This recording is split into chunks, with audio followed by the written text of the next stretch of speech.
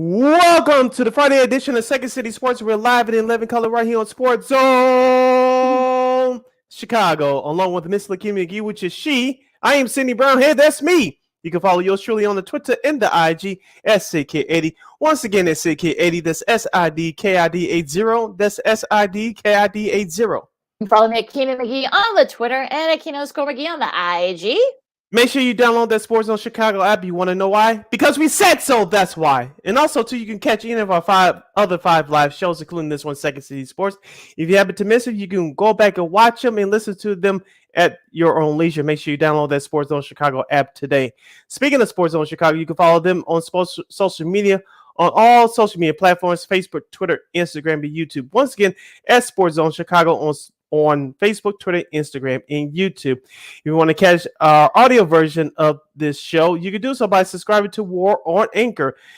We can be found on all podcast platforms, including the iHeartRadio app. Make sure you type in those search engine boxes on those podcast platforms. WARR on Anchor. One more again, as you young folks would say. WARR on Anchor. That's War on Anchor on those podcast platforms. And you can follow War Media on all social media platforms on Facebook, Twitter, Instagram, and YouTube. Once again, at WARR Media on Facebook, Twitter, Instagram, and YouTube. And thank you very much in advance for your support. Like, share, subscribe, and tell your friends. We are unapologetically fun, and we have very definite opinions. And you have an opinion about any of our topics on today's show, you can do so by going to Sports Zone Chicago's Facebook page or Sports Zone Chicago on YouTube. Typing your questions or comments in the comments section. Lakeena will get them up on the screen for you. But if you decide to troll and or do something stupid, it was something that we do not approve of, Lakeena will give you the Tristan Thompson boot. Bye-bye. And there'll be no Kardashians involved. On that note, let's start off talking about the Chicago Bulls. Lakeena, they are now 39-21 on the season. And if you go by my math, they are 11 victories away from reaching 50 wins for the entire season, which I predicted on the show between 48 and 50 way back in October. Go back and look up on YouTube for that one. But the Chicago Bulls last night took care of the Atlanta Hawks by the score of 112-108. DeMar DeRozan was the man again for Chicago, scoring 37 points in 37 minutes of action, including 2 of 3 from three-point range, 15 of 21 overall. Zach LaVine, his cohort, and an all-star from this season, 20 points in 36 minutes of action. Speaking of Tristan Thompson, in 13 minutes, he had 11.6 rebounds in the steal and quickly became a fan favorite at the UC. Kobe White, off the bench, had 9 points on 4-10 shooting in 20 minutes of action. And Nikolai Vucevic, the whipping boy of Bulls Twitter, had 12 points and 10 rebounds. Lakeena, this contest started off hot for Chicago, but the Atlanta Hawks kept up. They briefly took the lead in the third quarter, but it was DeMar DeRozan that bailed the Bulls out last night with a couple of key buckets.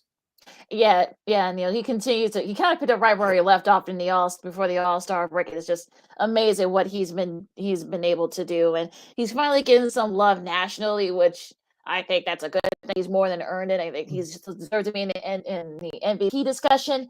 And look, I feel like this was one of those games where the Bulls, they were, Atlanta was sort of like one of those barn burners, and I think this is sort of the kind of game that usually the Bulls would lose about half the time, but.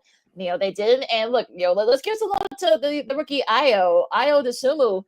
Basically kind of handcuffed Trae Young. He made some big defensive stops, made some big shots late, and had him on skates a couple of times. Yes, he did. So that means for those of you scoring at home, we mean by having him on skates was Ayo DeSumo crossed him up, and Trae Young went the opposite direction. Continue. Well, breaking his ankles, basically. That's what they. There you go. There you go. Like the version of what he did. But yeah, I mean, he did make some defensive stops, and look, Tristan Thompson, became did what he's supposed to do. We kind of brought him for. He got 11 points, 4 defensive rebounds, 6 rebounds total. Made a key steal late, and some of his comments, like you said, he's quickly becoming like a fan favorite, and he's sort of being that utility guy that the Bulls have been missing.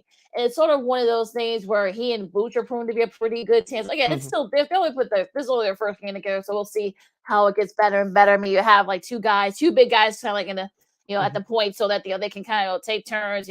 Maybe if one guy's being distracted, the other guy can kind of pick up the slack. So I think this is sort of this is why they brought Thompson in. So it's going to be very cool how that transpired yesterday. And look at Zach, you can kind of tell he's still trying to find his rhythm a little bit from the knee.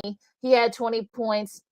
Vooch had a double-double. So it's sort of there's a great team win for the Bulls, and it's getting to a point where they got 21 games left, and they got a pretty tough schedule. They got a tough schedule coming up this weekend. So, but I think you're in a good spot if you're the Bulls right now. You're still right there in first place because Miami didn't play last night. But again, let's give credit to what DeRozan, what he's doing. We talked about this all season long, Lakeena, even before the injuries and COVID took over the Bulls back in mid to late December. We talked about the lack of defense in the interior, and Tristan Thompson brought that energy last night in his first game. And we cannot wait as Bulls fans to see how Alex Caruso plays with him, and also Lonzo Ball at the point guard position. Yeah, like you mentioned just a second ago, give Ayo Dosunmu the rookie credit for doing what he's been doing. He's starting to improve his jump shot a little bit. He still has a long way to go, but Ayo can definitely run the team. He can still pass his ass off, excuse my French, but he can distribute the ball within the flow of the offense, and he's bringing it on the defensive end. As I said during our NBA preview show back in October, because of the injury to Kobe White to start the year, any playing time that Ayo Dosunmu earns gets throughout the early part of the season is going to benefit him. Now with the injuries to Caruso and Ball, Ayo Dosunmu is now starting, and he's basically learning on the job. And he's picking things up quite well. I'm not saying he's going to be a full-fledged star yet, but you started to see some signs that he could be a productive NBA player. We saw it again last night.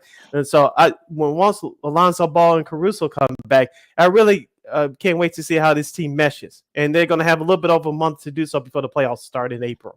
Which I think that's what you want to see if you're a Bulls fan. Seeing what DeMar has done. He's a 7th player in NBA history last night with 8 straight 35-point games. He joins the likes of Wilt, Elgin Baylor, MJ, Kobe, LeBron, and James Harden. We'll get to him in a second. But yeah, that's a pretty impressive company he's keeping there on that list. So it's sort of one of those things where I'm glad that DeMar is finally getting some love.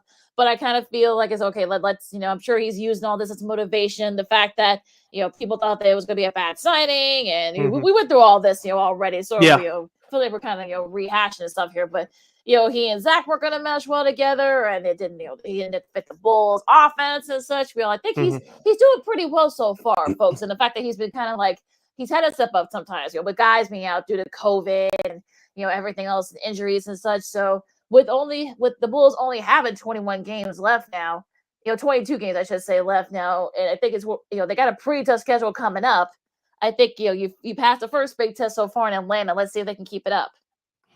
And also too, we talk about DeMar DeRozan. I mentioned this in the early part of the season when the Bulls got out to that hot start. It's okay that DeMar DeRozan is the man, and it's okay because Zach LaVine was that guy for the last 2 or 3 years when the Bulls didn't have any talent around. Capable talent around him. That's okay because if DeMar DeRozan, because we talked about this as well, teams were starting to defend him, especially when he takes that free throw line jumper, that elbow jumper. When Zach wasn't there, the defense collapsed on DeRozan. The Bulls didn't know what to do. Now that DeRozan has the ball in his hands and Zach is back, it opens things up that much more for Zach LaVine, and you're going to see that down the stretch, especially come playoff time.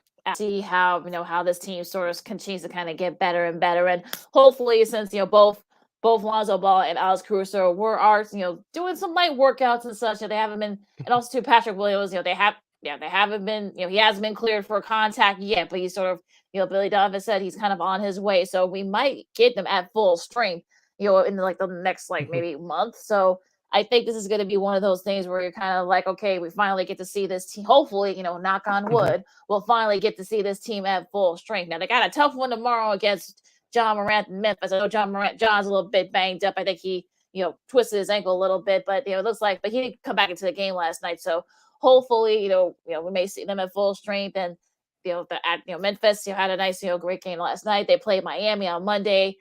In Miami. So, the Finding a lot of tech hours, as we call them here on Second City Sports. But yeah, it's sort of one of those things where you're like, okay, let's see how they do, because they got a murderer's row schedule. They still gotta play Philly. They gotta play Milwaukee twice. They gotta play Utah. And Phoenix. We'll get to them in a second. But yeah, it's sort of like, okay, if they could get at least, and we've talked about this too.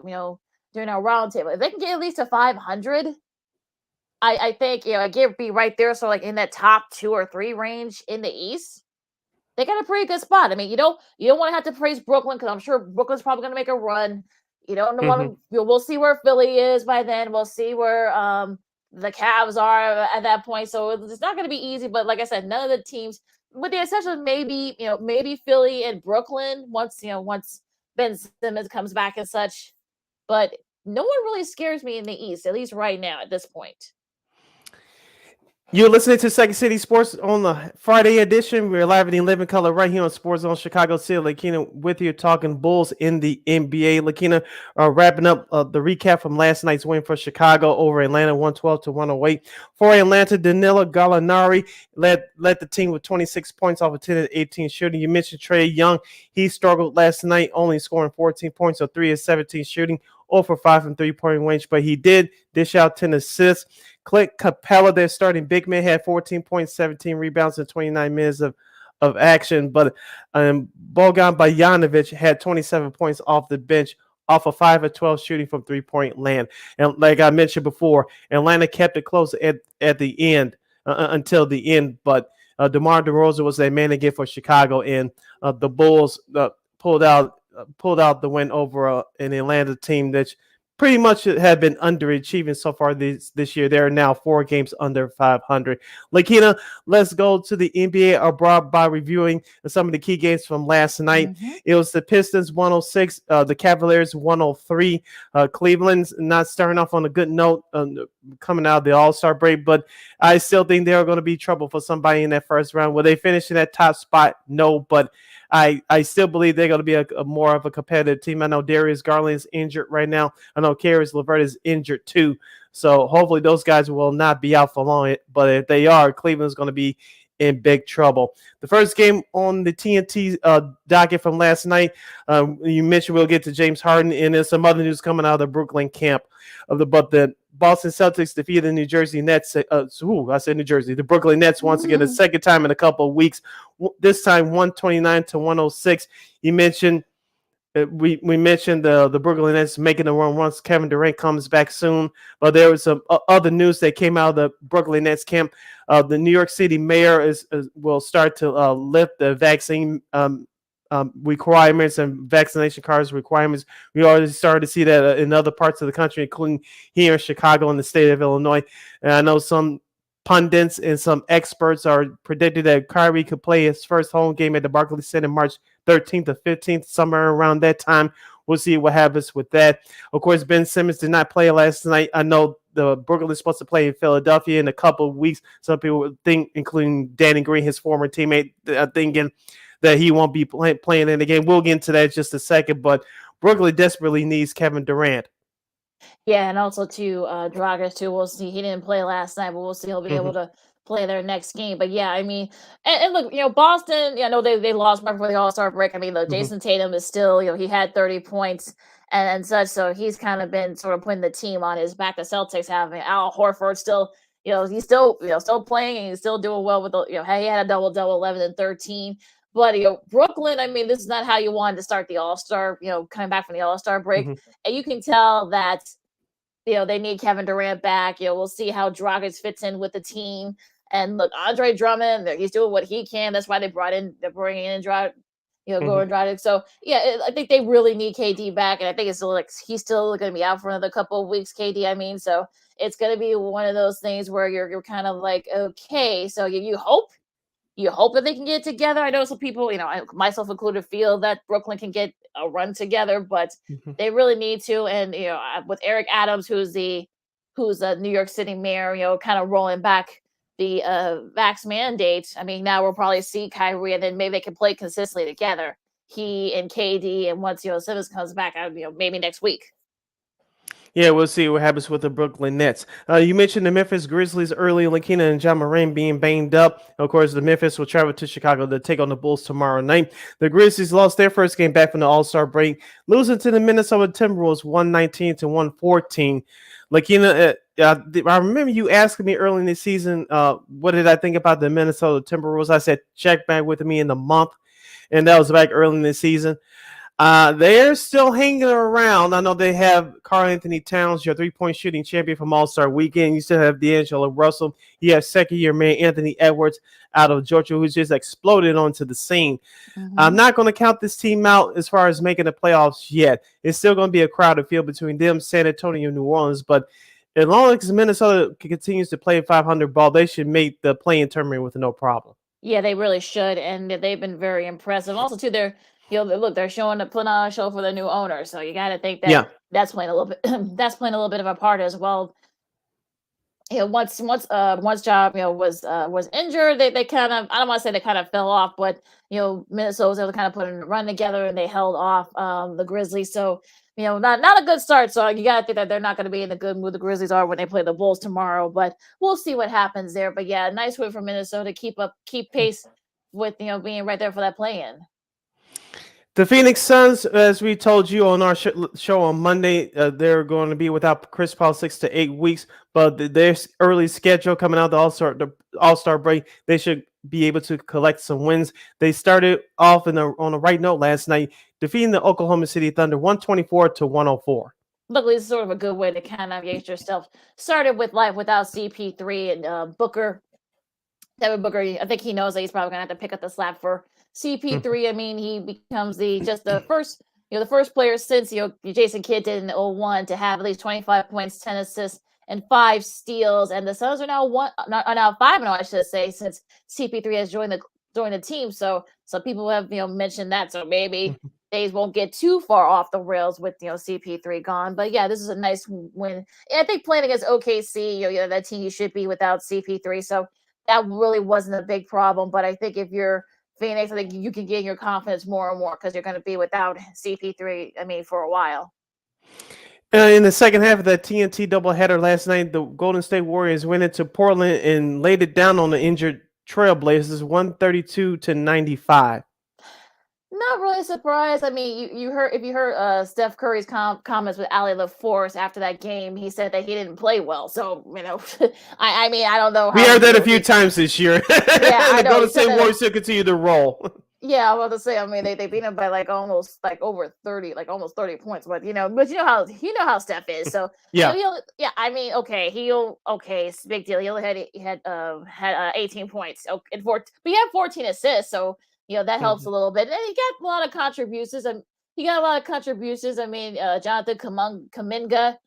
He's been playing very well over the last few weeks. Yes, he has. He's been a really good sort of sixth guy off the bench, if you will, for Golden State. And look, they're still Clay and Steph. They're still trying to kind of. And remember too, Draymond's not out there either, so he's going to be out for another couple of weeks too. So dressing him as an RB member of the Spinners, as Ernie Johnson said last week. Yeah, exactly. So he's going to be still. Whenever you call me, I'll be there. Oh, I'm sorry. I'll say we can't pay for the rights, Sid. So But yeah, I mean, look, I think if your Golden State is a nice start. I think once now that we're back from the break, hopefully they can kind of start meshing well a little bit more. You can kind of tell they're still trying to find their way. The Splash Brothers are so. But this is a nice win for Portland. I know Portland. This is not how they wanted to start. They're hoping that maybe they can kind of make a play for that play in. But this is not how you want to start off. The second half, or I should say the 2/3 through the season. Yeah, and should Portland make a run, will Damian Lillard come back this year? There's questions that need to be answered in the Great Pacific Northwest. We'll see what happens with that squad. And wrapping up the Thursday night schedule from last night, the Denver Nuggets defeated the Sacramento Kings 128 to 110. Lakeena, 1 point on both teams won. As we said on our last show, it's going to be a logjam in the middle of the Western Conference between Utah, Dallas, and Denver. I know we'll get more into it on the other side of this timeout. But Denver did what they had to do in Sacramento. WTF, shaking my head. I'll leave it at that. Yeah, there's really nothing you can say about Sacramento at this point. You thought that maybe they were trying to, they trade for Sabonis and a couple other guys. You wonder that maybe they were probably trying to make a run for the play-in, I guess. I know Domantas Sabonis had 33, leading the way there, but Harrison Barnes only had 14, and Excuse me, I can't talk today. I can't talk today. Myself, De'Aaron Fox had 20. But yeah, it's sort of one of those things where it was sort of a strange game, but Denver was able to pull away late. So, it really wasn't that big of a factor. But you wonder, what is Sacramento doing? I think that's what people are wondering. Like, what is it that Sacramento is doing? I mean, I don't know. I mean, you thought that they made these trades, and you wonder, like, okay, what are they trying to accomplish here? But who knows what Sacramento? I mean, even a different regime, only same tomfoolery, I guess. We'll give you the preview of the NBA schedule coming up for this weekend. Also, too, we'll get into some college basketball. The Fire in the Line, are they still one of the top teams in the Big Ten? Can they still seriously make a run at the Final Four? We'll give you the answers to those questions and more as you're listening to Second City Sports, the Friday edition. We're live and in living color. I'm Sid. That's Lakeena. You're listening to Sports Zone Chicago. AboutMatt.com presents the Sports Flash, powered by the Score app on 1330 and 95.9 Sports Zone Chicago. Men's basketball this weekend, 12th ranked Illinois won at number 19 Michigan State 79-74. Jacob Grandison with 24 points, 5 rebounds, and 5 assists. The Illini now 19-7 on the year and 12-4 in the Big Ten. Northwestern lost at Minnesota 77-60. Pete Nance with 18 points in the loss as the Wildcats dropped to 5-11 in the Big Ten, 12-13 overall. The Blackhawks fell to the Florida Panthers yesterday 5-2, the third straight loss for the Chicago Blackhawks. Chicago is back home on Thursday when they play host to the New Jersey Devils. Bulls are back home Thursday to host Atlanta. Download the Score app today. Lightning fast sports alerts so you never miss a thing. I'm John Thayer on 1330 and 95.9 Sports Zone Chicago. For your consideration, the most exciting debut of the season, unlike anything you've ever seen. It's the new Staples Connect store.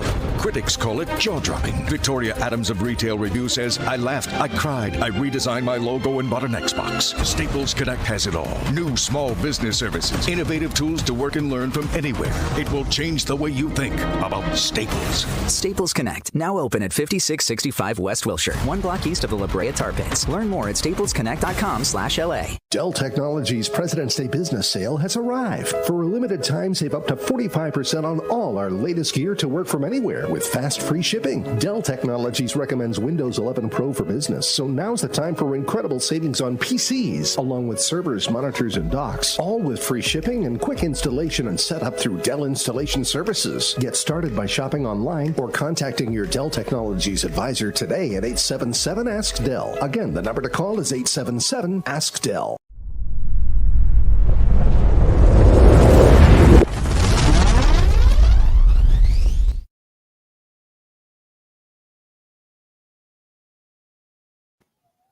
Welcome back to Second City Sports, the Friday edition. We're live and in living color right here on Sports Zone Chicago. I'm Sid, that's Lakeena. If you want to follow yours truly on the Twitter and the IG, you do so at SidKid80. Once again, it's SidKid80. That's SIDKID80. That's SIDKID80.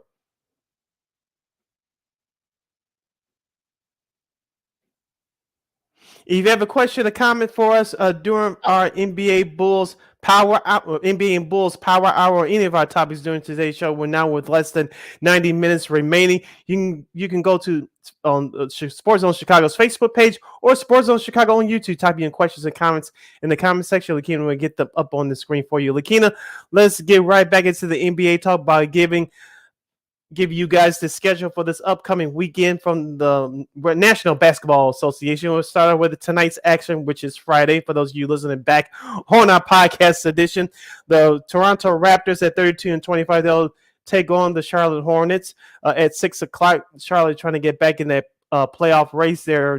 They've been struggling on hard times the last few weeks. They are 29-31 on the year. At 6 o'clock tonight, OKC will travel to Indiana to take on the Pacers.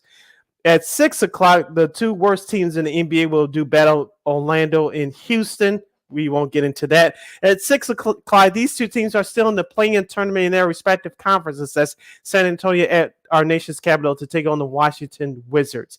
At 6:30, I know ESPN is kicking themselves in the pants with this one, but this is the first game of their Friday night doubleheader tonight. The Miami Heat will go to MSG to take on the struggling New York Knicks. Oops. Yeah, and I think early on they thought maybe, I'm sure they were hoping that maybe they could flex that game out, but hopefully they can get. I mean, this is going to be Miami's first game back, so I'm sure they're ready to go and want to prove they're ready for that top seed in the East. You can also follow me at Keenan McGee on the Twitter, those folks. So sorry, I was muted earlier, but yeah. So this should be it should be okay. I know there's a lot of upheaval in New York right now, but we'll see if they can finish strong. Philadelphia, Minnesota. That should be a fun. I'm sure they wish they had this game instead. ESPN. Yes. Joel Embiid versus Karl Anthony Towns. Come on now. In the debut of James Harden tonight in the Sixers uniform. Yeah, So So sorry, ESPN. You kind of messed up there, but go real quick, Lakeena. Going back to that Knicks Heat game. You know they're gonna put Stephen A. Smith on the telecast, and heaven forbid that the Knicks get blown out. How many times you'll hear the chant "Fire Coach Tibbs" from that sellout crowd at MSG? Oh, Jesus! Oh God! you might hear that chant before the start of the third quarter, but I'm done. You ain't done. This is atrocity. Phoenix second half of a back-to-back. They host New Orleans, of course. Remember, folks, this is just a thing where this is a COVID thing, and they want to make sure they're living the travel. So don't worry, folks. I know some people thought that way, but didn't it just don't worry, folks. Don't worry, folks. Don't worry. They play OKC, so this is sort of like how they set up the scheduling. So no worries there. But Dallas and Utah, that should be a fun one. This should have been the game that should be on ESPN as well for the second half, that doubleheader. But again, that's another thing. And what is going to be part of the ESPN doubleheader tonight is the Battle of Los Angeles. Both teams are kind of right there in the play-in. You got both the Clippers and the Lakers. That should be interesting. I mean, the Clippers actually beat the Lakers the last time they played, so should be a fun one down there at the. I'm not going to call it that corporate name. That's not happening. I'm still going to call it the Staples Center. It ain't happening, but go on, Sid. Go on, Sid. Couple of notes about this game tonight. The Clippers, call me crazy, Lakeena, but and I'll give him credit for what he did last year, but I'm giving him more credit this year due to the circumstances. Tyronn Lue has been doing a hell of a job with this Clippers team, especially this year. And somehow, if they get into the playoffs, they could cause some trouble for somebody. I'm not saying they're going to win a series or anything like that, but they could cause some trouble for some people. You have young players on that team that's been rising up. Terrence Mann, you saw what he did in the playoffs last year.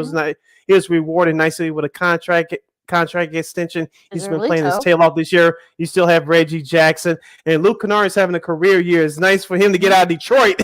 Yeah, right. And on the flip side.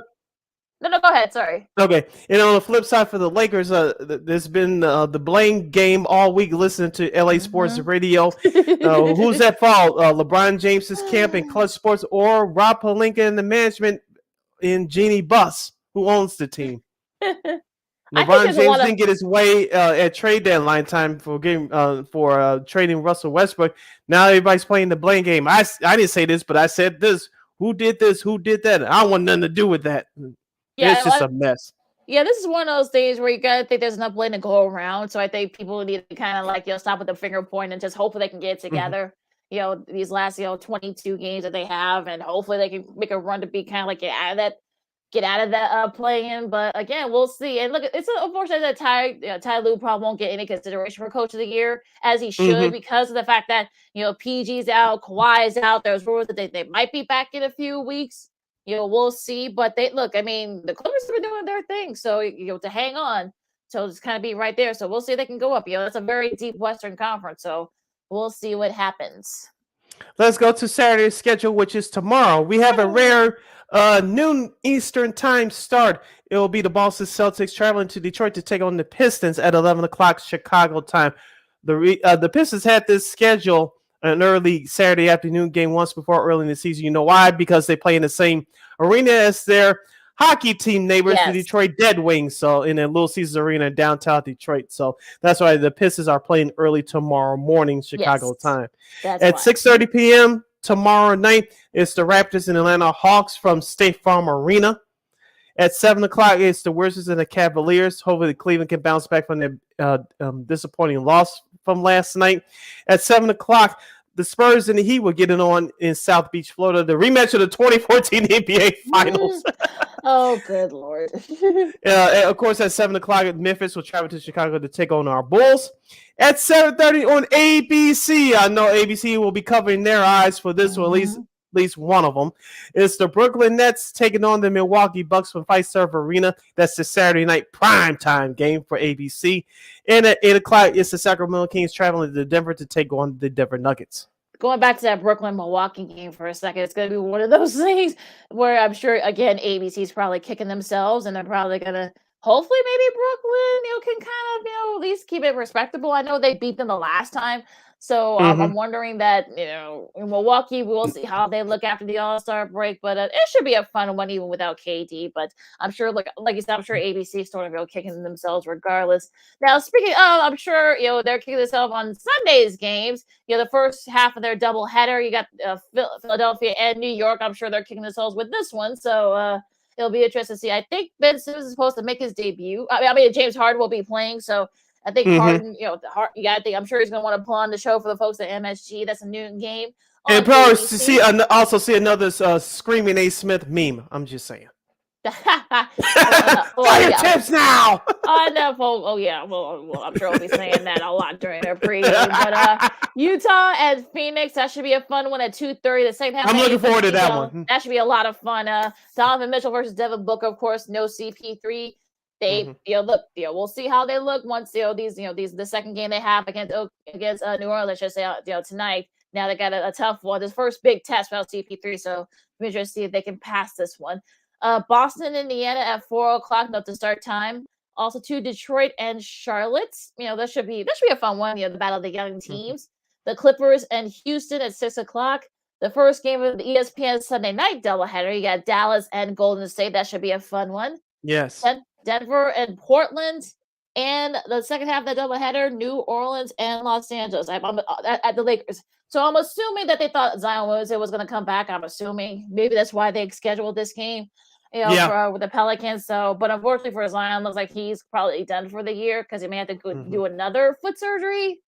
So there's a lot of weird things going on down there in New Orleans. They're not taking care of the team very well. Some people say that maybe they should move the team. Who knows? Yeah, and I want to get your opinion on that, Lakeena. What do you think? It's tough to predict, and I truly believe, I do not want to wish any bad luck on this person, but Zion Williamson is heading down the career of, even though Sam Bowie did have some productive years toward the latter end of his career, they having all his injuries in college and early in his NBA career. Unfortunately, I see the great Odin path for Zion Williamson. Like I said, I don't want to wish anything bad on the young man, but I told people he needed to get in shape, and look what's happening now. And GM David Griffin, he's trying to put a nice team together, but it's been hampered by Zion Williamson's injuries. They had a couple of coaching changes, and now look what's happened. I know they've been playing better as of late, but it's one of those things that you wonder, what's going on in New Orleans.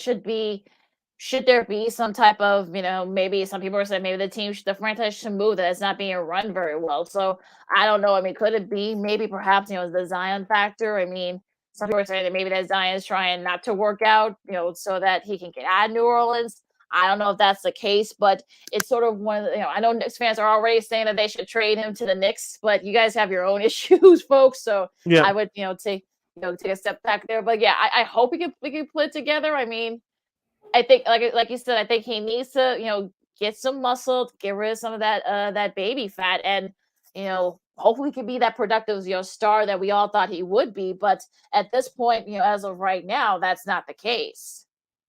Yeah, we'll see what happens with Mr. Williamson going forward. You're listening to Second City Sports on the Friday edition. We're live in living color right here on Sports Zone Chicago. I'm Sid, that's Lakeena. Let's turn the page to college basketball. Let's start off locally. Lakeena, the Fighting Illini ranked 15th in the country. They are now 19-8 on the season. They started off terrible. They had a couple of players foul out. Their head coach, Brad Underwood, was ejected midway through the second half. But they come up 3 points short as they lose to the Ohio State Buckeyes 86-83. E.J. Liddell led Ohio State with 21 points. On the flip side for the Illini, Kofi Coburn, one of the players that fouled out, he had 12 points and 3 rebounds. He didn't have it last night. As I mentioned, he got in foul trouble, especially early. My guy, Alfonso Plummer, finally stepped up, had a monster game. He had 26 points, including 8 of 10 shooting from three-point range. Jacob Grandison, he had 14 points, but he struggled early. He had some big buckets late, but it just wasn't enough. Trent Frazier, who thought that he was fouling on the drive, in the late stages of that game. It was a correct call by the referees. Trent Frazier was not fouled. He just made a bad play, passing the ball out of bounds, in which it gave Ohio State a chance to wrap up the game. But for the game, Trent Frazier had 12 points, 4 assists, including 4 of 8 shooting. Lakeena, I know some Illini fans want to get on the edge and jump off of it. I'm telling you guys, don't do it just yet. Don't do it. This team is going to be okay. I think I said this in our last episode on Monday. This team is going to win 20-plus games. I know you're going to run down their schedule in just a minute, but they're going to be okay. They're going to win 20 games before the Big Ten tournament. It's all about seeding at this point for the Illini, but the Illini must get back on track and put some wins together before the big dance, which starts March 17th. It's one of those things where you were like, I know Frazier was, I know all other Illini fans were saying that he was fouled, but that wasn't the case. They were down 12 with about 3 minutes left. So the fact that they were able to come back, had actually made it interesting. I think that was sort of, a nice testament to them. I know, Coburn falling out. I think that definitely did not help them. Look, EJ Liddell had 21, but hit a big shot late to kind of, keep the Illini at bay. Milwaukee Branham had led the way for Ohio State with 31, so he's sort of like that that yin to Liddell's yang. He's one of those those guards that can kind of shoot it from the inside and out. So also too, he had a lot of he was fouled a lot too. So I think that was why in that sense. But yeah, I mean, I think look Illinois, they just didn't have it. It happened, especially in the end of the season. You're starting to they're looking at about 4 games left.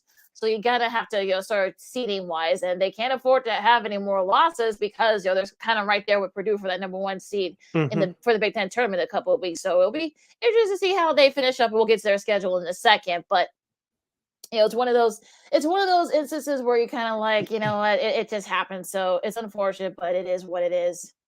Yeah, don't forget Kyle Young had 18 points off the bench for Ohio State. He was a big contributing factor for the Buckeyes as well. As I told you guys the last month or so, watch out for Ohio State, and they can make some noise come tournament time. I'm not saying they're going to win the whole thing, but they can cause some problems for some teams. Now, getting back to the Illini, Lakeena, they almost got away with it last night, but you can't play on the edge like this going forward. And as we talked about in our last segment with the DeMar DeRozan for the Bulls, how teams were defending him are trying to defend him. They're going to do the same to Kofi Coburn.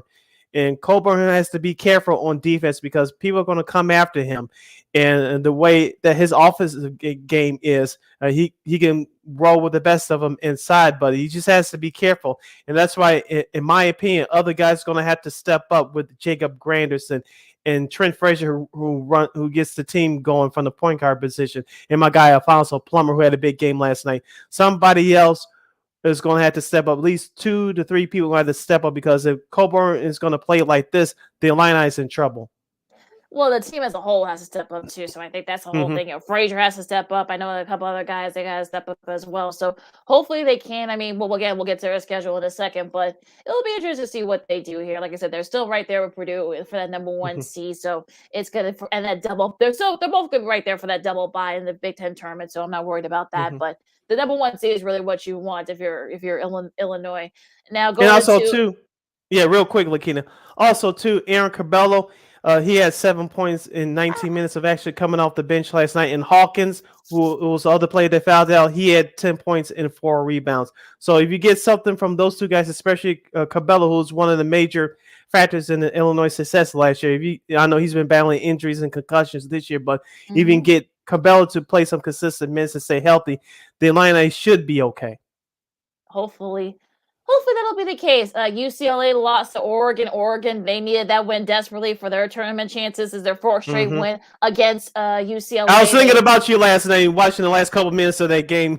You were talking about Oregon for the last couple of episodes. UCLA is going to be okay, but Oregon needed that game more.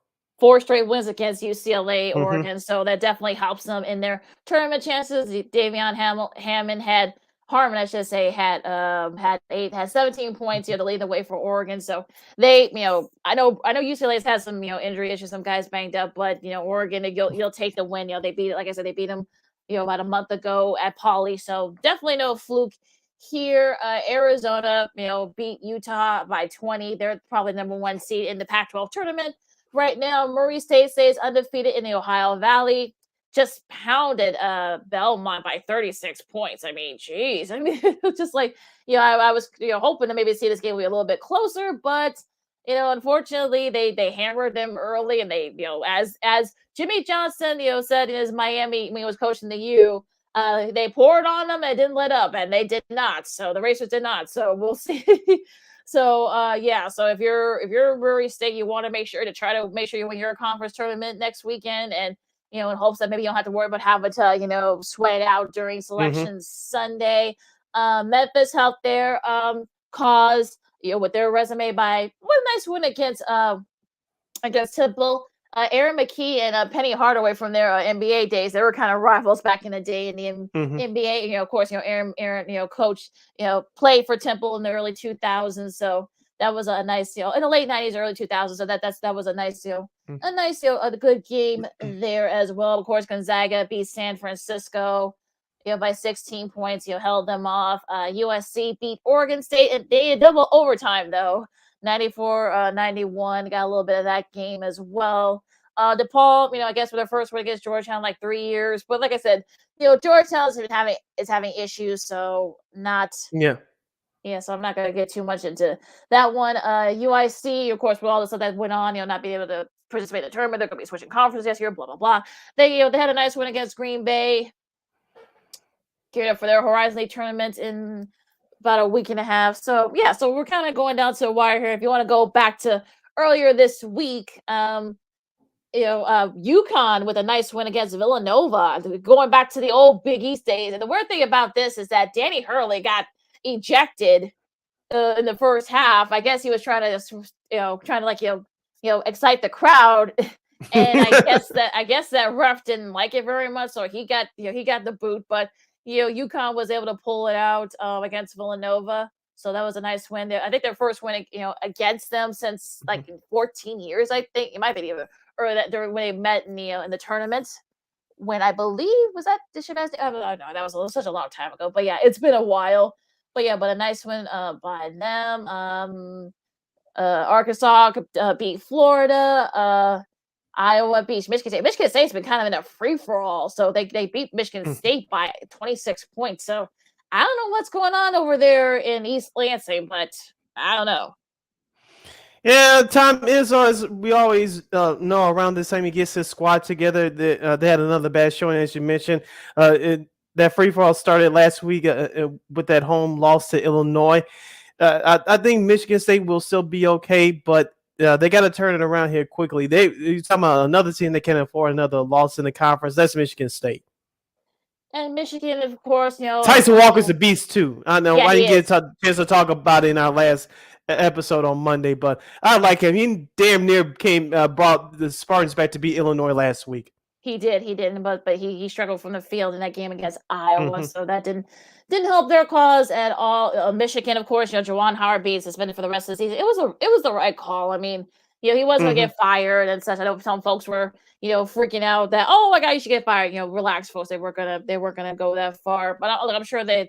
I'm sure there's some things you got anger management and such, so I'm sure you'll have to agree to that. They got a nice win against Rutgers. Phil Martelli, who coached at St. Joe's forever. So I think they're going to do just fine. They had a nice, they got a nice win against Rutgers. I think Howard Isley, former NBA players on that staff too. Yeah, yes, he is. So, so a nice win for Michigan. So, Rutgers, that kind of makes you, on the bubble a little bit. You were kind of right there, but this loss, especially without their head coach, doesn't help you. So we'll see if that actually hurts them. But yeah, anything else caught your eye this week?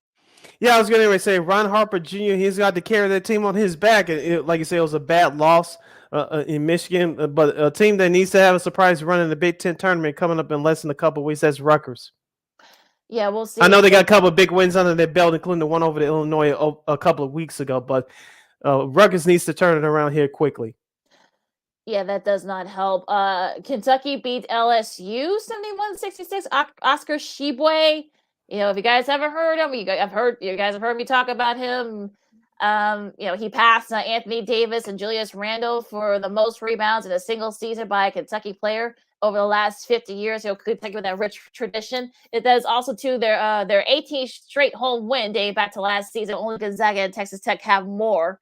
So he's probably going to be one of those guys that is going to be vying for Player of the Year honor. So he can shoot. He's right there. He's a beast. On the inside, if you miss a shot, you might as well just forget it. Get the rebound because he's gonna. He does it too without fouling a lot. So which is I know this makes John Calipari happy, but just one of those. He's one of those special players that I don't know if he's going to leave for the NBA. He might, but he's definitely going to. Any NBA team will be lucky to have him. Yep, I couldn't agree more. You're listening to Second City Sports right here on Sports Zone Chicago, the Friday edition. Sid Lakeena here with you. We're live in a living color. Lakeena, since we have a few minutes left before we shut it down for hour number one, let's get into the schedule for this weekend in college basketball, starting with tonight. This is top 25 action. We only have one game tonight for Friday in top 25. Number 25, Iowa will travel to Nebraska to take on the Cornhuskers. That's at 8 o'clock on FS1. Iowa is 19-8 on the year, same record as the Fighting Illini. Of course, Nebraska, Fred Hoiberg, hard times, 7-20. Yeah, he got Trev Alberts, who played football there for Tom Osborne, gave him the okay that he is coming back next season. Coach Hoiberg is. I don't know what's going on over there. I thought this would have been the perfect fit for him, but I don't know because players are leaving or Nebraska is unfortunately not a hotbed, but in hoops they had their moments a little bit here and there, but they really aren't. So hopefully he can get together there in Lincoln, and I'm sure Pinnacle Bank Arena will be rocking for that game. Also, to Northwestern and Penn State, that's a 6 o'clock game. So I know these are two teams. Greg, these are two teams that have underachieved this season. A lot was expected from both of them, but the underachievement game, as we call it here. So it's definitely going to be one of those games where who's going to be underachieving a little bit more. So that's your schedule for Friday. Let's go to tomorrow's schedule, which is Saturday. Star-studded schedule. Let's start off with Purdue and Michigan. They'll be tipping off at 11 o'clock on ESPN. Number 4, Purdue. They're ranked number 4 in the country. Of course, Michigan State 18-9. They're out of the top 25. This is a bigger game for Michigan State, in my opinion. As you mentioned, their recent struggles lost their last couple of games. Of course, Purdue, in my opinion, they are a top 4 team in the country that could actually win it all. So, and this is going to be an important game, more important for Michigan tomorrow. It's in their backyard. They couldn't handle it last week against Illinois. Let's see if they can get up for this game against Purdue, which is a top 4 team in the country. This is an important game from Purdue too, because they want to sort of keep their. They're about 2 games up on the Illini now, so they're with that loss by Illinois last night. So they have to try to distance themselves from that number 1 seed in the Big Ten tournament. So this is definitely just as important, maybe more important for Michigan State, but this is just as important for Purdue as well. The Battle of Bedlam in hoops. That's a CBS game at 11 a.m. This is a first half of that triple header, I should say, for CBS. You got Oklahoma State and Oklahoma. That should be an interesting one. Florida, Georgia at 11 a.m. at ESPN2. Florida, really needs to kind of keep winning to kind of keep themselves right there in that bubble. So, I know Tom Crean is not, it doesn't look good for Tom Crean right now at Georgia, but they actually played pretty close, a couple of weeks ago. So we'll see if they can keep it up. Yeah, at 1 o'clock on CBS, part of that triple header coverage. Number 6, Kentucky will travel to Arkansas to take on the 18th ranked Razorbacks. Arkansas 22-6, Kentucky 23-5. This is a good SEC matchup here. Should be a lot of fun and fadeability. These two teams have a rich history playing each other, so I expect this to definitely be another chapter in that game, in that rivalry, I should say. Yep, it should be a whole lot of fun. At 1 o'clock on ESPN2, number 20, Texas, the Longhorns will travel to Morgantown to take on the West Virginia Mountaineers. West Virginia, a disappointing 14-4 on the season. Bob Huggins, he hasn't had too many seasons like this, but he's going through it this year. Yeah, a little bit of a rebuild there. I think I heard like one of their top guys left the program earlier this season, so definitely a setback. But I'm sure he'll have his guys ready for that game too. Tomorrow, that should be a fun one. against Texas. NC State against North Carolina, hosting North Carolina. This is sort of like the old rivalry at 1 o'clock on ESPN. I know, NC State, but if you're North Carolina, I mean, look, I know some North Carolina fans were not happy, with the start, but look, they've got 20 wins. I mean, Hubert Davis, I think, is keeping up that streak with guys winning 20 games in their first season. So that he knows how to do it, folks. So I would advise folks to kind of, give them a little bit of a little leeway here, but they've been playing pretty well. I know they got to keep winning to get into that tournament. So, but that should be a fun one, as it usually is between these two teams, Iowa State and Kansas State. Same time on ESPNU. Iowa State got a big win earlier this week. So if you're K-State, both these teams are probably going to be vying for those bubbles. That bubble, so they got to both. It's probably gonna be an elimination game here. Yeah, 3 o'clock on ESPN. Number 3 Auburn will take on number 17 the Tennessee Volunteers in another SEC conference battle there. 3 o'clock on CBS. Number 12 UCLA will travel to Oregon State to take on the Beavers. We mentioned about the Beavers' problems. They were disappointing 3-23 after making the final 8 a year ago. At 4 o'clock on ESPN Plus, number 19 Murray State at 27-2 will take on Southeast Missouri State. At 5 p.m. on ESPN, number 7 Duke will travel to Syracuse to take on the Orangemen. At 5 p.m. on ESPN2, number 9 Texas Tech, the Red Raiders will travel to Texas to take on Texas Christian University, TCU, for those scoring at home. At 5 o'clock on the Big Ten Network, number 13 Wisconsin will take on Rutgers. Big game for both teams, but a bigger game for Rutgers. Rutgers they have a record of 16-11. And don't forget, too, I'm sure Wisconsin's gonna want their revenge because they actually they lost to Rutgers at the Kohl Center. So I'm sure, and that's been, like you said, that's been a house that Jersey Mike's Arena has been a house of horrors for some ranked teams. So Wisconsin better watch out. Yeah, as a final line too. At 5 o'clock on the SEC Network, South Carolina will take on number 24 Alabama. Those two teams are vying to get into the big dance. South Carolina 17-10. Alabama 18-10. At 7 o'clock on ESPN2 tomorrow, number 2 Arizona will take on Colorado. Arizona still looking like one of the best teams in the country to take home the national championship. At 7 o'clock on the big ESPN, number 5 Kansas will travel to the state of Texas to take on the defending national champion Baylor Bears. Baylor is ranked number 10 in the country. Kansas 23-4, Baylor 23-5. This should be a big one. That should be a huge game. I know Baylor's gonna want their revenge. They struggled a little bit lately too, so that should be a fun one down there in Waco. I'm sure. I think game day is gonna be there as well, so that should be a fun one. Also, too, Colorado is right there on the bubble, so if they can beat Arizona, that should definitely help them with their bubble chances. Missouri and LSU, the Battle of the Tigers, a good one here at 9 o'clock on ESPN. You got Gonzaga and St. Mary's. I know Gonzaga got the best of St. Mary's in their first meeting. I'm sure they're going to want their revenge. And then I call it ESPN. ESPN2, you got USC and Oregon. This could be Oregon's chance to sweep both LA schools. I think this will be the first time they've done that in a while. So I'm sure USC is going to want their revenge because they actually lost to Oregon earlier this season.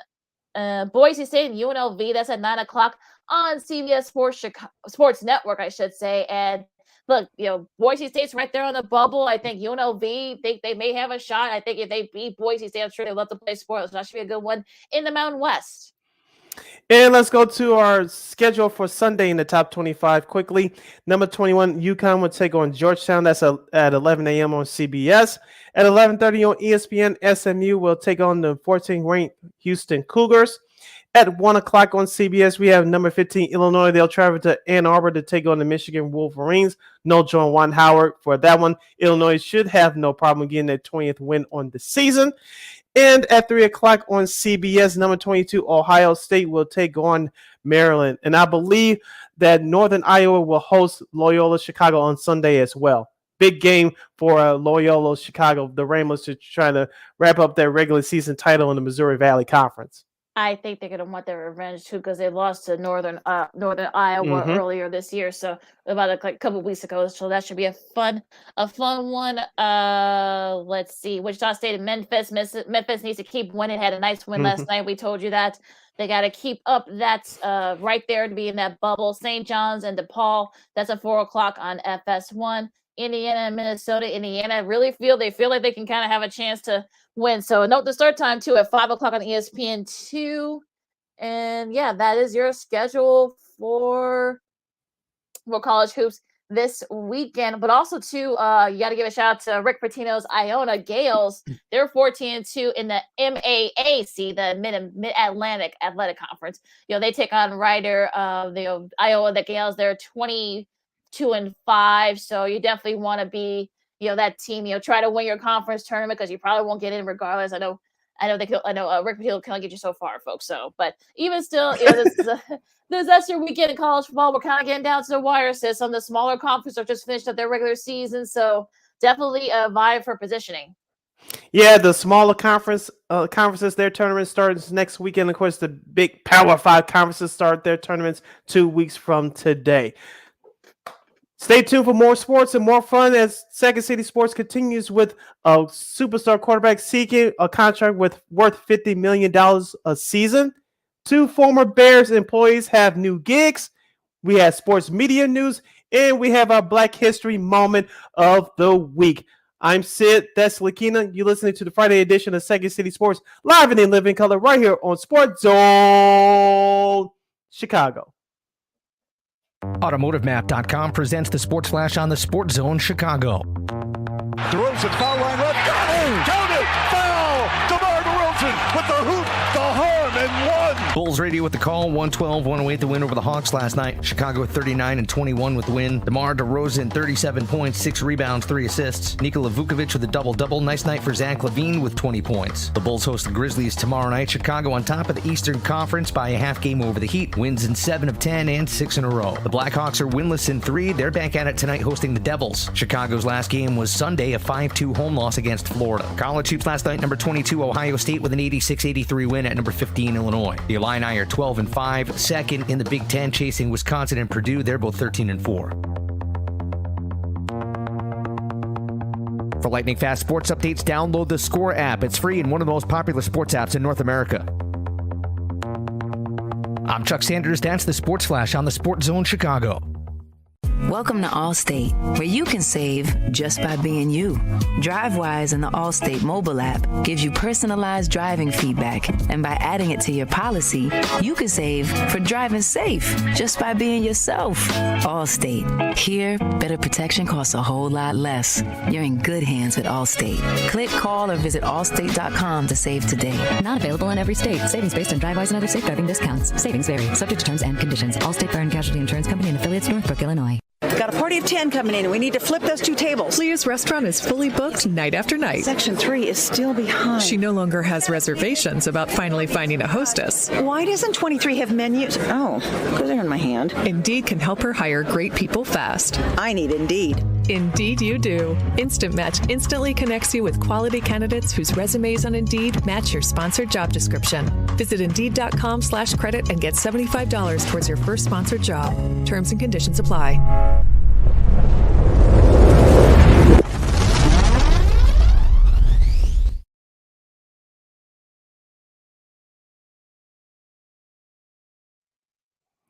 Welcome back to hour number 2 of Second City Sports, the Friday edition. We're live in living color right here on Sports Zone Chicago, along with Miss Lakeena McGee, which is she. I am Cindy Brown. Hey, that's me. You can follow yours truly on the Twitter and the IG at SidKid80. Once again, it's SidKid80. That's SIDKID80. SIDKID80. You can follow me at Keena McGee on the Twitter and at Keena_McGee on the IG.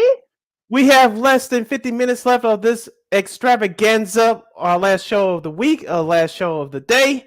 You can go to Sports Zone Chicago's Facebook page or Sports Zone Chicago on YouTube. Type in your questions or comments in the comment section. Lakeena will get them up on the screen for you. Lakeena, the NFL never disappoints. We have a lot of news to talk about from that league, and we're going to start out with the players. Of course, let's start off at home with the Chicago Bears. Ryan Pace has a new gig, as we expected, and head coach Matt Nagy has a new gig as well. Lakeena, who you want to start off with first? We could do Ryan Pace first.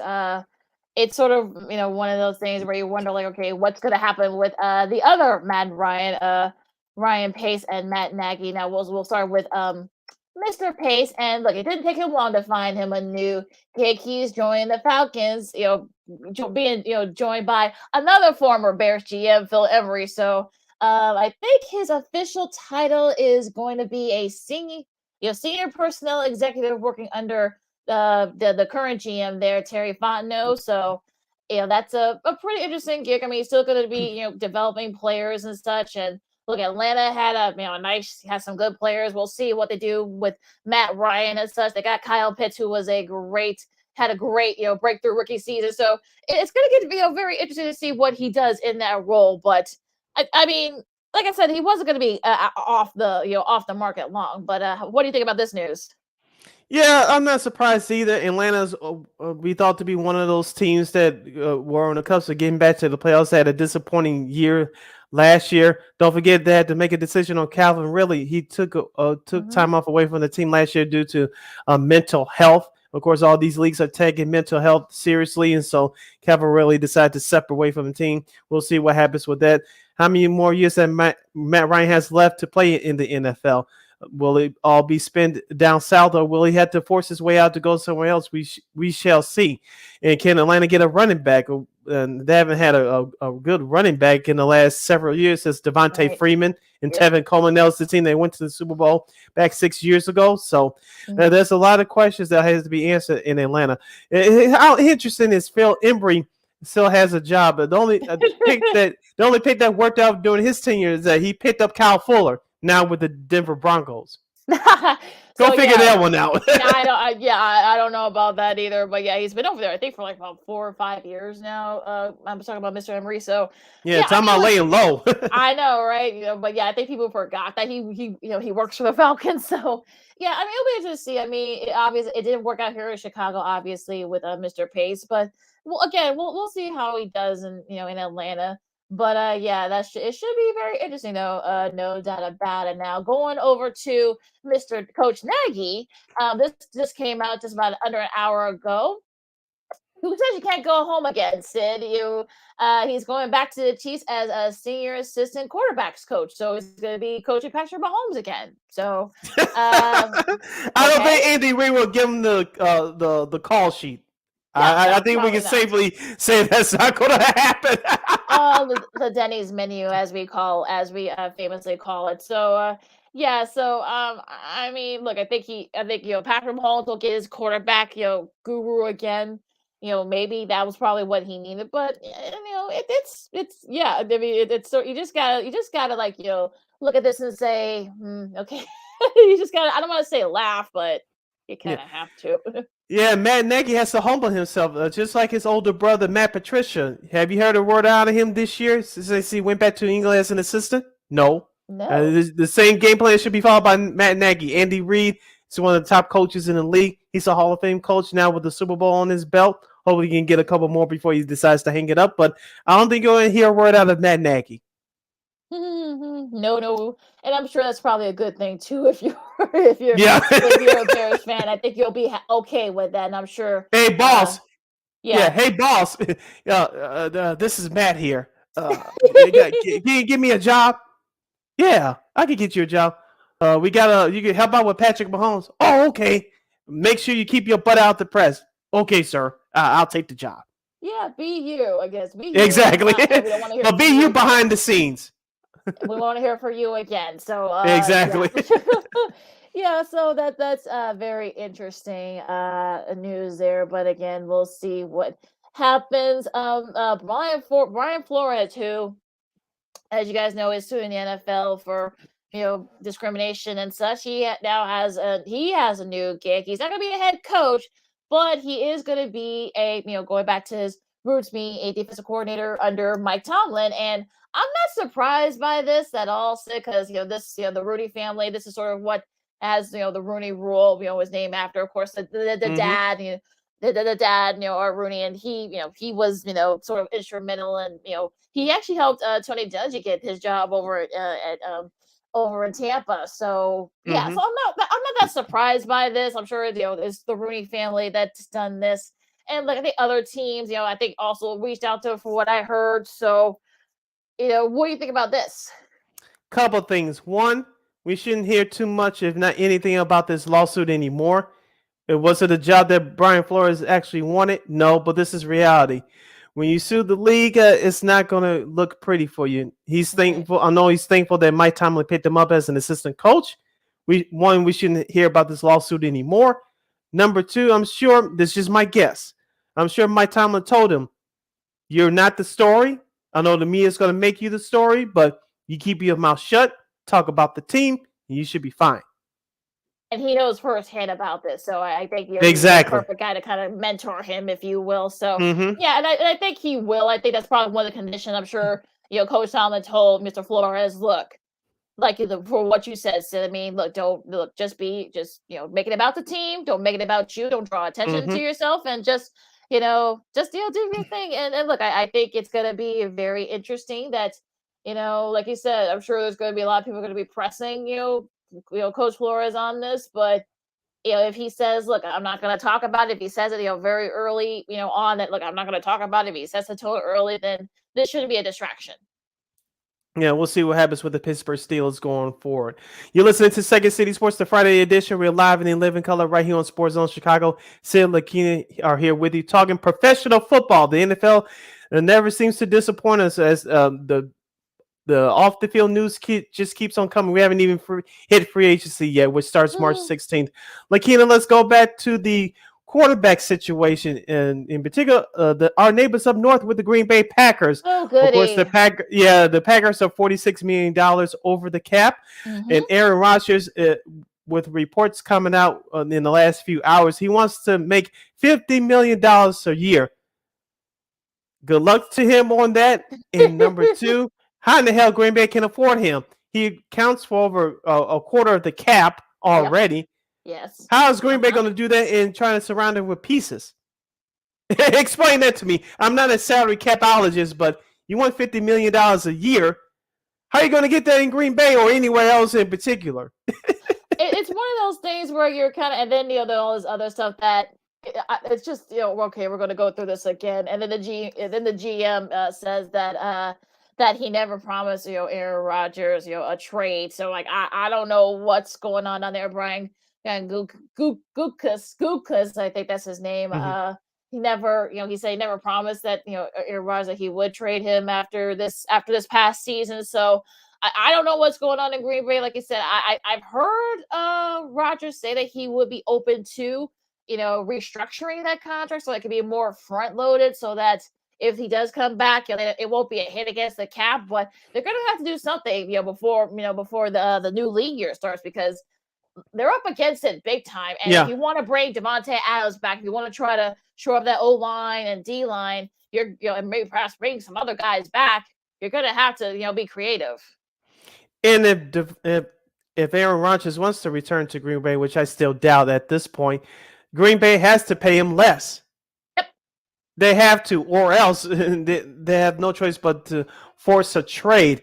Now, in the case of Devontae Adams, the franchise tag is a nightmare for players until they get a contract extension, and of course the tag is immediately lifted. But if you're Devontae Adams, you're playing this correctly. Hopefully Green Bay doesn't stick the tag on you.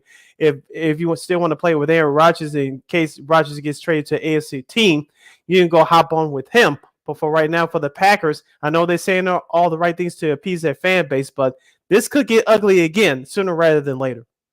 Hopefully we'll get an answer on this before, unlike last year where this sort of it seemed like it was never ending. But hopefully in this case, things will come back to, hopefully we'll have an answer. And then, if he does decide to come back, I still think he comes back ultimately. I think he wants to try to win it again. And, there's this, thing with all his personal life. We always Shaylee will they're kind of on again, off again now. So that's a whole nother thing. But we'll see what happens, but should be very interesting up in Green Bay. Now, Russell Wilson's name has been brought up again, and apparently he scrubbed all Seahawks logos from his Instagram or his various social media sites. I don't know. I honestly don't know what to think about this. The Allen Robinson playbook, huh? Yeah, I guess, but yeah, some people say maybe a trade to the Steelers. Perhaps some folks have brought that up. maybe, probably perhaps maybe try. Some Bears fans even said, hey, what about, the Bears? Let's trade, Justin Did we go through Fields. this last year? Stop it. I know. But you know how we got weird Justin Fields now. you know how weird some Bears fans are. I know some other places. Kyler Murray, he did the same thing a few weeks back on Arizona. We didn't get a chance to talk about it because of the Super Bowl. He scrubbed all the his stuff from maybe some people say they're not going to trade within the division. That's crazy. But would him maybe go to Arizona? I mean, I don't know. It's the whole thing. It's just we're going through this again too. I guess for now with Wilson too. I don't understand it. But getting back to Kyler Murray, one that we heard stories from other players that in years past. How much is bad advice from their agents to tell them to do this and see if it works? That's a big factor as well. So yeah. Well, like I said, I think Kyler Murray will finally get his extension. But just scrubbing off your stuff from the of team apparel from your social media, okay, I get it. But yeah, it is. One thing that is not silly is down in Indianapolis. Looks like the Colts are one and done with the Carson Wentz experiment. And watching television right now as I have my monitor on, Carson Wentz does have some options, like it or not, because this is a quarterback league with the new rules that are in the NFL. Could Carson Wentz be a perfect fit with the Buccaneers? That's what I heard, and I'm thinking, would he fit, that Byron Leftwich, style offense? I mean, you got the players there. I mean, you got Mike Evans, Chris Godwin, when he comes back from injury. Very likely, Gronk will probably end up retiring, so he won't have that, that target. But if they do, somehow get Wentz, they may have to give up, maybe a pick for him. Do they make him sort of a contender in the NFC South, I should say? I think it would. And like I said, Tampa Bay still has that star-studded defense from the Super Bowl team a couple of years ago. Of course, they got beaten by the now current Super Bowl champion Rams, but that defense is still good for Tampa Bay. I think it'll be a good fit for Carson Wentz. And like I said, they still have a chance in that division. The problem is with Carson Wentz is one between his ears, and number two, can he stay healthy for an entire season? That's going to be the thing. So yeah, I think that's a problem. I'm sure Coach Arians and Jason Light and the rest of the Buccaneers front office is probably something that they're taking into account. So that should be an interesting one there. And also too, you like that Kirk Cousins, Kevin O'Connell, who is the new head coach for the Vikings. Of course, he was the OC for the now defending reigning Super Bowl champion Los Angeles Rams. Rumors are that he wants to work with Kirk Cousins and perhaps maybe. There's some people saying they may try to extend maybe Cousins. What do you think about that? Again? Yeah, right. I mean, is that the reason why you're in this spot? Because you spent him, gave him so much money, and now they kind of handcuffed y'all, and I don't you still got to rebuild that defense. Yep. Oh yeah. So who knows? But yeah, what do you think about that? That's crazy. Like I said, you had to rebuild that defense for Minnesota. It's been trending downwards the last couple of years. You have a nice player. He's going to go to his third year next year out of LSU. That's Justin Jefferson. You still have a good running back in Dalvin Cook. He was healthy for the most part last year. I know he missed a couple of games, but he's one of those durable running backs that you could depend on.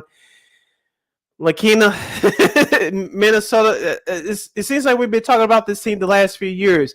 They're on the cusp. They were on the cusp of getting to the Super Bowl in 2017 with Case Keenum, of course. They let him go, and that's why they brought on Kirk Cousins. They only had one appearance during the Kirk Cousins era up there in Minnesota. So I think they're further away than they want to admit them to themselves. But it's in flux right now. It really is. Yeah, they got to rebuild defensively. I want to see if they could do that in the draft. That's probably going to be the thing. I think don't they like multiple, like they like 7 or 8 picks or something like that. Minnesota does. I thought I saw some for this year's draft. So yeah, so maybe they can use some of that to build that defense because the defense sort of like was that Cousins did Cousins things, but it was definitely their defense that kind of held them back a little bit last year with injuries and such. Not a lot of depth there. Mr. Trubisky, some people are saying he get another chance to start somewhere. He could start in a couple of places. I was listening to some New York City sports radio, i.e. WFAN, and one of the midday hosts were talking about Mitch Trubisky could be a possibility to possibly replace Daniel Jones for the New York Football Giants. That wouldn't be such a bad idea. Of course, the offensive coordinator, Daboll, is now the new head coach for the Giants. Of course, Mitch Trubisky served as the backup to Josh Allen last year in Buffalo. Trubisky wouldn't be bad for the Giants. He's a hell of an upgrade from Daniel Jones. Mm-hmm. Another team that, some people said could perhaps maybe, Mitch could probably get a chance at starting. Maybe Panthers. They don't have a quarterback apparently right now. Yeah, Cam Newton's not coming back, and Sam Darnold was hurt the majority of last year. Colts, remember, they're trying to move on from Carson Wentz. The Texans, still a lot. I know there was some news that came out about Deshaun Watson's legal situation, but that's still lingering.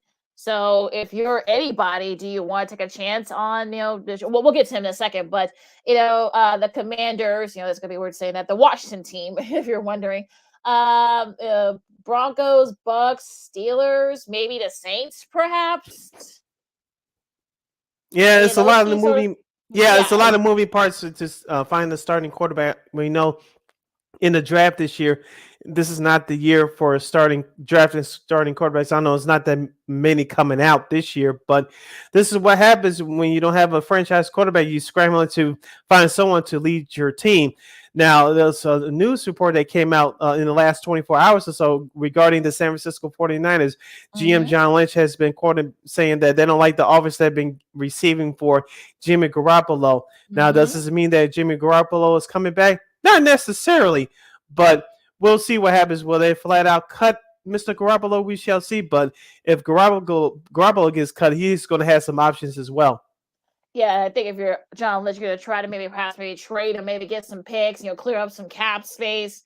I think that's going to be another thing that's going to be, thing that, with Jimmy G, are you ready for the Trey Lance era to begin? Or do you try to have to maybe bring in another veteran to kind of shore that up? So it's going to be very interesting in San Francisco. They got a lot of guys coming back, but that quarterback, spot is definitely still in flux. Yep. And notable free agent quarterbacks heading into this offseason: Ryan Fitzpatrick, Andy Dalton. Of course, the Bears will say goodbye to him. Cam Newton, I think he's still a capable backup, but he's not a starting quarterback anymore. We saw that last year with the Panthers. Tyrod Taylor from Houston. Jameis Winston is going to be interesting to see where he lands. Jacoby Brissett, Teddy Bridgewater, Marcus Mariota. Of course, Mitchell Trubisky we mentioned. And let's see here. Chase Daniel with the Chargers. I think his days are done. He can become assistant coach. And Trevor Siemian from Denver. That should be interesting too. Perhaps going back to Jimmy G for a second. Perhaps maybe him in Indy replacing Wentz. That's what Louis Riddick thinks that could happen. So I can kind of see that. I mean, he's got the weapons there. So, and he has the O-line there too, like he did in San Francisco. So. Maybe try to do a swap, I guess, and maybe just say bye to I don't think Wentz is going to be all for in San Francisco, so I think they might just trade both of them straight up and just maybe they release him and just take the money, but who knows? Who do you think? I want to get your thoughts on this. Who do you think that the Pittsburgh Steelers should pick up? We know Mason Rudolph is there on the depth chart. Ben Roethlisberger is retired. Who do you think Mike Tomlin will go after? I mean, I'm sure he'll try to go after Mitch, maybe. I don't think Cam would fit in that offense. I don't think. Who else? I could probably see maybe Jimmy G going there, perhaps. Yeah, they'll have their choices. I mean, Ryan Fitzpatrick, want to take a chance. I don't think Mike Tomlin's going to want to take a chance on him. Perhaps maybe trying to come on. So. Getting hurt again. So I don't know. Unless Pittsburgh's gonna be okay with not being very good for this upcoming season. So I don't know. I mean, they'll definitely have their choices. I feel like. And the Colts GM Chris Ballard, who worked with the Bears organization some years ago, he's going to have another quarterback selection to ponder. Who do you think they're going to get? I know it's not Phillip Rivers, that's for sure. He's enjoying his family night with his 9 kids. You asked the question. You didn't answer the previous one, so you ask. I think for Pittsburgh, they might hold out for Aaron Rodgers. He wouldn't be bad. Of course, you have Juju Smith-Schuster, who was injured last year, he's going to come back this year. You still have a couple other wide receivers in Washington. He stepped up last year. You still have Chase Claypool. So I think Aaron Rodgers could work out in Pittsburgh. We'll see what happens with that. I think Pittsburgh is a dark horse to if they can trade from Mr. Rodgers. Indianapolis, I I don't know. Could they go after Garoppolo? Well, they're one of the teams that were offering some picks for his services. Who knows? But I think Pittsburgh's in a better position than Indianapolis in terms of getting a starting quarterback for a couple of years. Could Indianapolis go after Russell Wilson? Yeah, that's another question. Yeah, we didn't think they'd go after Wentz a year ago. Could they go after Wilson?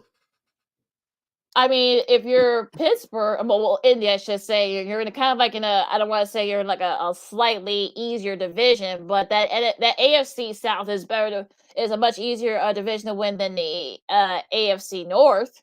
So if you're Aaron Rodgers, would you want to go to Pittsburgh, have to deal with Baltimore and their defense, and perhaps maybe Cleveland and their defense? Do you really want to, try to maybe compete with that? I'll give you this, Lakeena, before we break. Aaron Rodgers, if you want to play in warm weather or a controlled climate, like you said, the AFC South is much easier. You're playing in a dome 8 times a year in Lucas Oil Stadium. You travel to Jacksonville. The only weather issue weather-wise, you have to deal with a rainstorm if it has to rain on that day. But you go to Tennessee, you go to Jacksonville, and you go to Houston, which is inside in a dome. You're indoors at least the majority of the year 10 times. And you're going to play in good weather that's 12 times out of 16. So if you're Aaron Rodgers, if you don't want that wear and tear and a controlled climate, Indianapolis would be the better option. The question is for Indianapolis, would you bring Devontae Adams over with him? Do they and they have the money to do it too, so that's going to be very interesting too. If Chris, this is Chris Ballard's first rodeo, so I'm thinking that, and like I just said a minute ago, sorry for the sneeze, folks, pardon me, but it's one of those things where you wonder, like like I said, AFC South's a lot easier to win than the AFC North. So if you're Aaron Rodgers and you do get traded, I think you're probably going to want to go to the Colts, perhaps, and like you said, so you play indoors, like 2/3 of the year, if you will. So it's definitely right there for you. Yeah, I know Denver's the favorite. Rodgers should be traded. Denver's the favorite because his former OC is now the head coach of the Broncos. I don't know if they could pull it off. If they can, so be it. But I don't know. But Indianapolis, football-wise, sounds more of a better option on paper. But things are shaking up to have an interesting offseason. Like I said, free agency starts March 16th in the National Football League. And the NFL will never disappoint, so we should see what happens with these fireworks going forward. We have to take our 2-2 break. When we return, the broadcasting booth for the National Football League could see a major shakeup, and we'll give you the details on that. The MLB Lockout. Can we finally get it together, folks? Can we? And we'll have our Black History moment to wrap up the show for today. I'm Sid, that's Lakeena. You're listening to Second City Sports, the Friday edition. We're live and live in color right here on Sports Zone Chicago. AutomotiveMap.com presents the Sports Flash on the Sports Zone Chicago. Throws it, foul line left. Count it! Foul! DeMar Wilson with the hoop, the harm, and one. Bulls radio with the call. 112-108 the win over the Hawks last night. Chicago at 39-21 with the win. DeMar DeRozan 37 points, 6 rebounds, 3 assists. Nikola Vukovic with a double-double. Nice night for Zach LaVine with 20 points. The Bulls host the Grizzlies tomorrow night. Chicago on top of the Eastern Conference by a half game over the Heat. Wins in 7 of 10 and 6 in a row. The Blackhawks are winless in 3. They're back at it tonight hosting the Devils. Chicago's last game was Sunday, a 5-2 home loss against Florida. College hoops last night, number 22 Ohio State with an 86-83 win at number 15 Illinois. The Illini are 12-5, second in the Big Ten, chasing Wisconsin and Purdue. They're both 13-4. For lightning fast sports updates, download the Score app. It's free and one of the most popular sports apps in North America. I'm Chuck Sanders. That's the Sports Flash on the Sports Zone Chicago. Welcome to Allstate, where you can save just by being you. DriveWise and the Allstate mobile app gives you personalized driving feedback. And by adding it to your policy, you can save for driving safe just by being yourself. Allstate. Here, better protection costs a whole lot less. You're in good hands with Allstate. Click, call, or visit allstate.com to save today. Not available in every state. Savings based on DriveWise and other safe driving discounts. Savings vary. Subject to terms and conditions. Allstate Fire and Casualty Insurance Company and affiliates, Northbrook, Illinois. We've got a party of 10 coming in, and we need to flip those 2 tables. Leah's restaurant is fully booked night after night. Section 3 is still behind. She no longer has reservations about finally finding a hostess. Why doesn't 23 have menus? Oh, because they're in my hand. Indeed can help her hire great people fast. I need Indeed. Indeed you do. Instant Match instantly connects you with quality candidates whose resumes on Indeed match your sponsored job description. Visit Indeed.com/credit and get $75 towards your first sponsored job. Terms and conditions apply.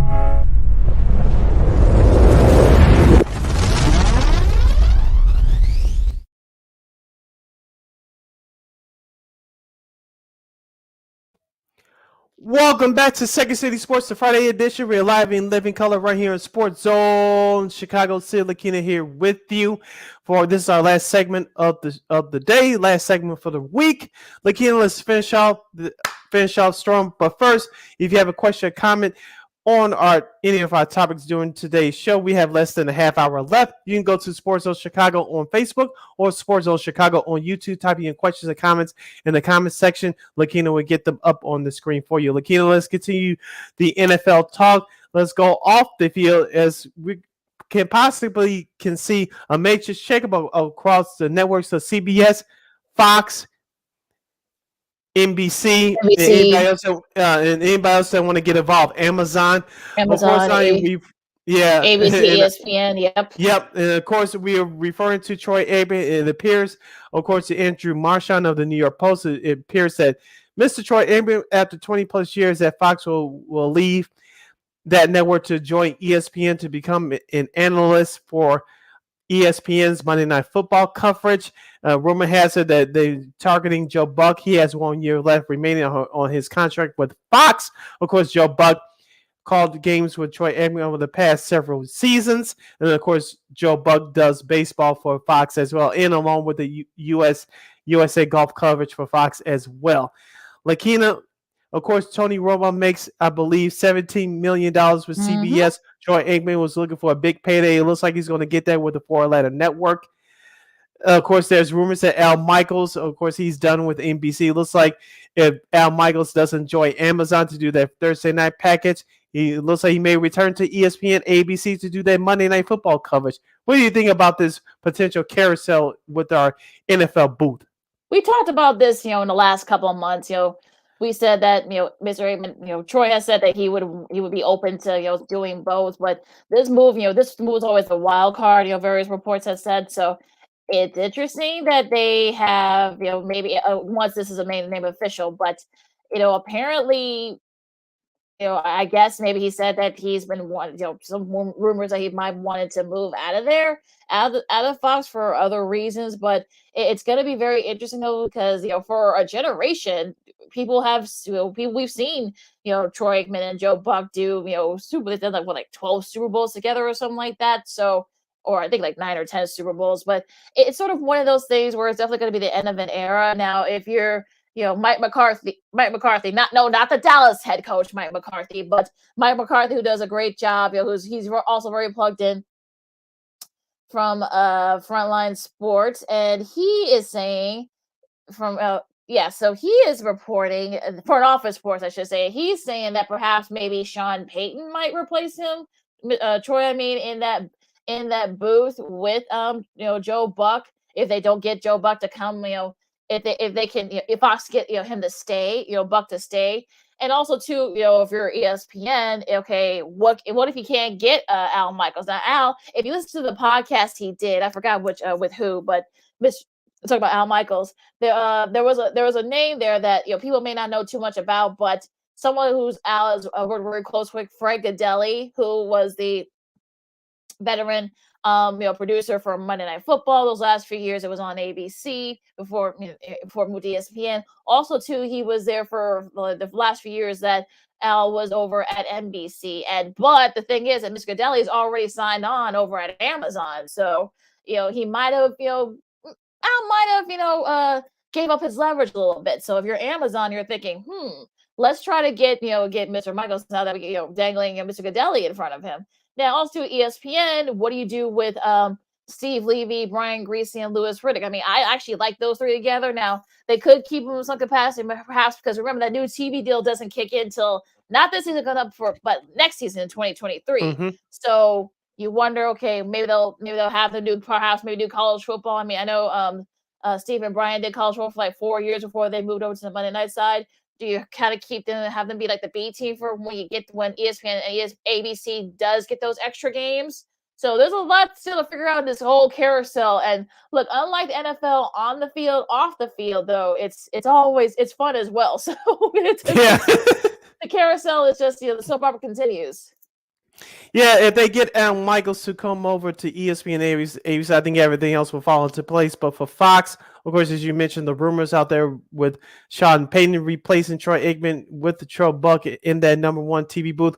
If that doesn't happen, could they bump up Greg Olson from the number two team to join Joe Buck? That's an option they have out there as well. Can they get somebody else who just recently retired, i.e. Tom Brady, if he wants to do it, which I doubt, but we'll see. I know Peyton Manning and his brother Eli has the Manning cast on ESPN, but I don't think they'll rule Peyton Manning over to join Joe Buck at Fox. Of course, that broadcast team will baloo across the broadcasting world, but I don't think that's going to happen either. So I think Fox, out of those networks, has the toughest position of all. I think Amazon will be fine as far as filling up their broadcast team, but Fox is in a difficult position.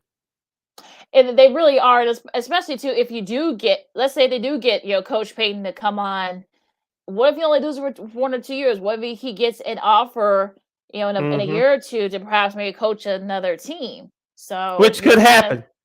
He's only 57, which is crazy because he's been around forever, it seems. But he's still young enough to be coaching. So if you're gonna have to entice him a lot, have an out clause or something, or maybe go for the future. But then again, that number two duo of Greg Olson with Kevin Burkhardt is actually a really good duo too. Do you break them up to put Olson at the top? I don't know. Look, Eric Shanks over at Fox, president of Fox Sports, that's something he has to figure out. Yeah, and also too, I think a wild card in all this, and he's actually done a great job over the past couple of years. And that's Jonathan Vilma. Assuming that you bump up Greg Olson, do you bump up Jonathan Vilma to the number two team? He's done a pretty good job. I mean, I know it's a long shot, but maybe a key to leave. I know it's probably not going to happen. Maybe not this year, this coming season. But yeah, maybe a couple years down the road. So yeah, look, Fox has a lot to figure out, and they got a nice little depth there. And maybe Mark Sanchez. I don't know if they're going to move him up to the number two spot, but do you think they move him up a little bit? So yeah, that's still a lot they have to figure out. And if you're in like a tough, if all the networks go through all this it's a tough spot. You gotta think, Fox is probably that network. And one more wild card in all this, and it just came to my dome, my head. Daryl Moose Johnson, he was the number two guy with Dick Stockton back in the day, and also with Kenny Albert. I know he's currently calling games with Chris Myers. They're the number 3, number 4 team. Would you bring him back to the number one spot with Joe Buck? He was there before Troy Aikman got it. So, exactly. Or at least he was near the top. I don't know if they were 1A or 1B. I don't know if Pat Summerall and John Mender were still number one at the time, but I think Moose was right there. They kind of bumped him back. So do you bring him on? I mean, he's very good and very knowledgeable too. So exactly. Maybe they might, they might. I mean, but again, having Aikman there, especially with now that ABC, ESPN is going to be having a lot of more of their games going to be on ABC and ESPN in a couple of years. They're going to have the Super Bowl in a couple of years. So in 2025, starting, they have 2 Super Bowls during that TV deal that kicks in next year. With Aikman now and whoever they pair him with, I mean, what if you can't get neither of them? Who do you?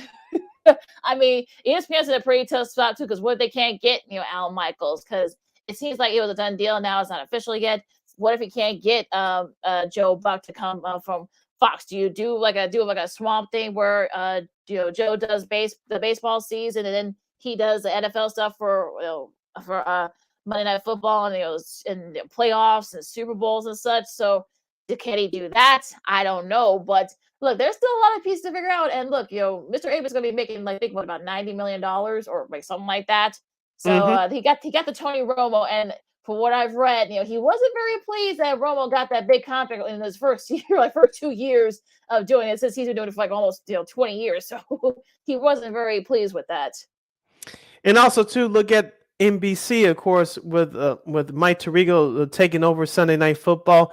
I know there's rumors that Drew Brees is going to do the games along with him. Where does this leave Chris Collinsworth? Will he retire, or will he go over to Amazon, or will he go back over to Fox? So there's some major shakeups there that's potentially coming for that network as well.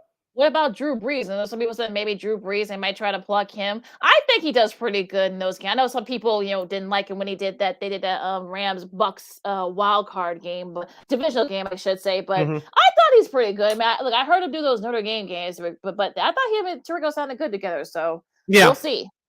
Yeah, we'll see what happens. You're listening to Second City Sports, the Friday edition, right here on Sports on Chicago. We're live in the 11 Color City. Lakeena here with you. Lakeena, before we get to our Black History moment, let's spend just a couple minutes with the latest update from the MLB Lockout. Of course, the players and owners are meeting in Jupiter, Florida. Of course, the owners have given and Commissioner Rod Manfred has given a quote-unquote hard deadline of reaching a deal on by Monday, February 28th. I still believe a deal could be reached to save the 162-game regular season by this time next week, which is March the 4th.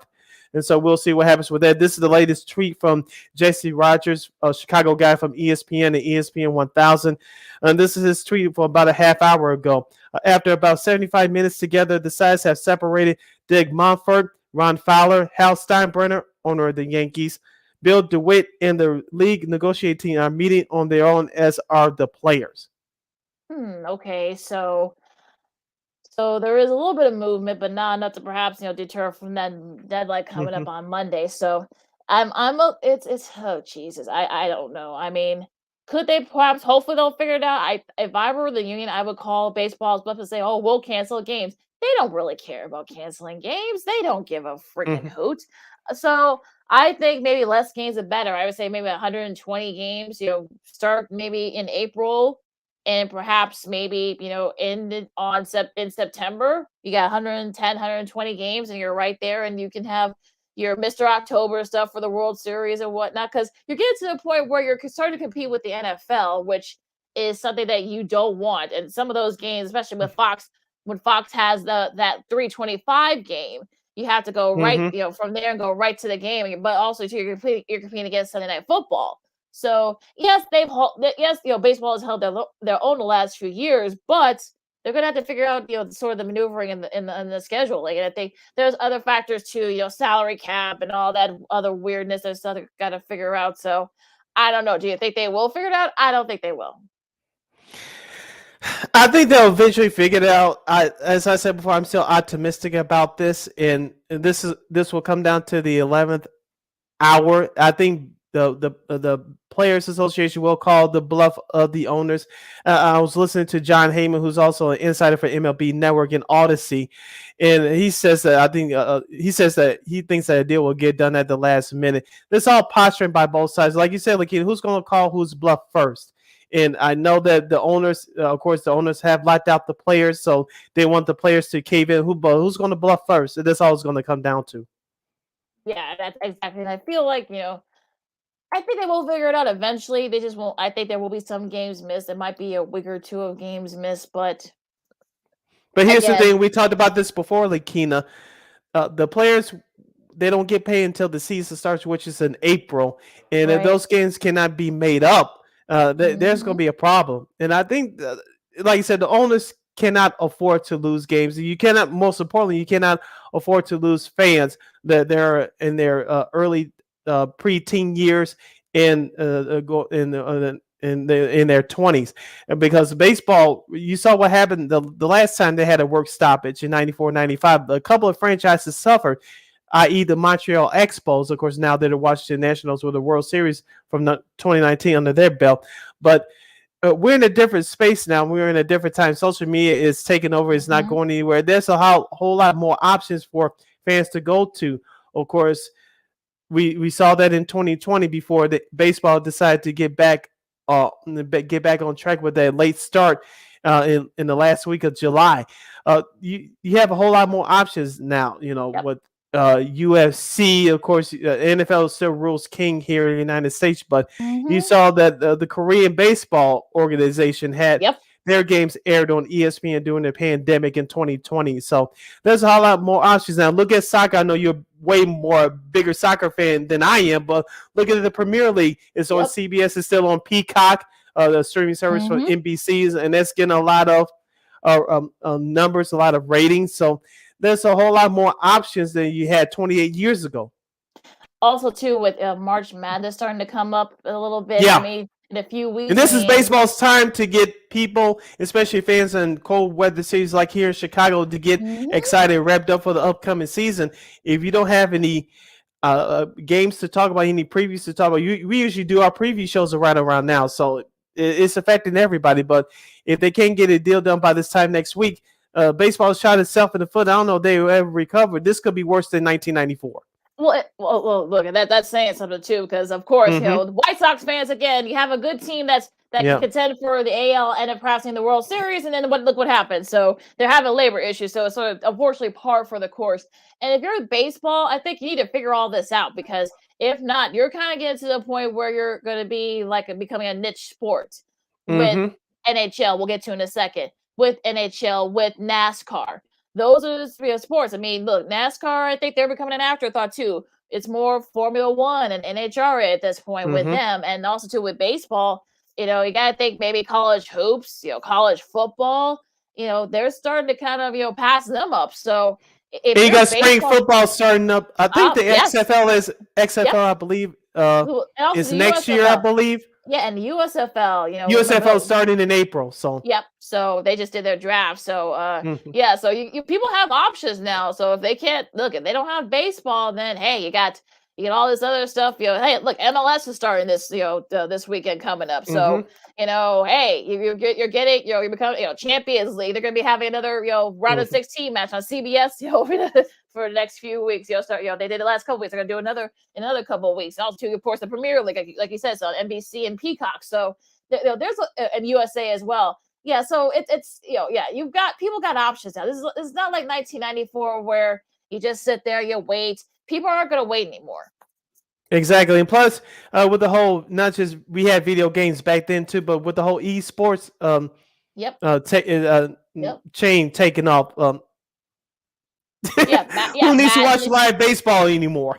Right, you can just play it on your whatever device you got. You know, whether it's your this device here, your laptop, or your your phone, or you know, or your PS3 or your PS5, I should say, or whatever, or Xbox. So PS6. PS6. Joking about PS6. They might be developing that too as we speak. Yeah, but right. Nintendo Switch. They pay another $500. Yeah. Oh gosh. Yeah. And then the Nintendo Switch. So yeah. So you got a lot of options now, and also too. I mean, look, the NHL, to their credit, I mean, they're doing what they can. ESPN, the Rays have actually been pretty solid, you know, for them. We'll get to them in a second. But yeah. So you know, if you're baseball, again, if you don't figure it out soon, you're gonna be kind of like in oblivion. So bye bye.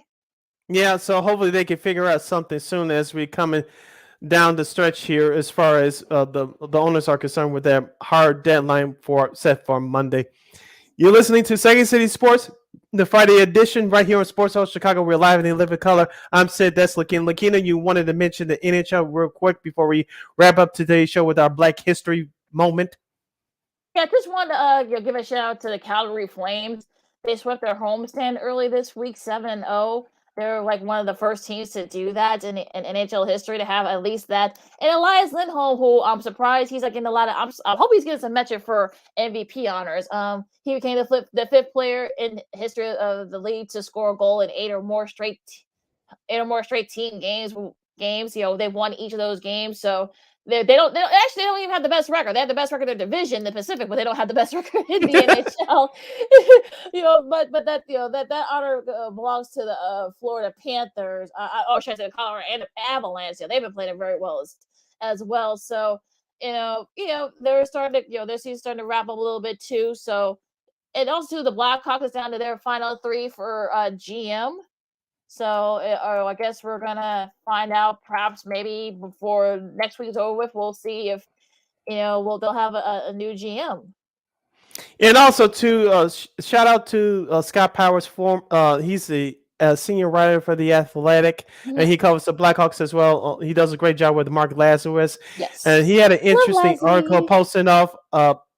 posted yesterday on the Athletic. If you guys haven't subscribed to the Athletic, please do so. They do some great work. We had a couple of people on that work for the Athletic in the past. Scott Powers did a great job with this article about Pat Foley. Of course, Pat Foley, this is his final season calling games behind the mic for the Chicago Blackhawks. So, of course, they've been doing guest play-by-play folks all season long, including friend of the show, Jason Ross. And it gets really deep into why Pat Foley this is his final season, and they really get deep into the story behind all this. Let's just say this without giving it away, Lakeena.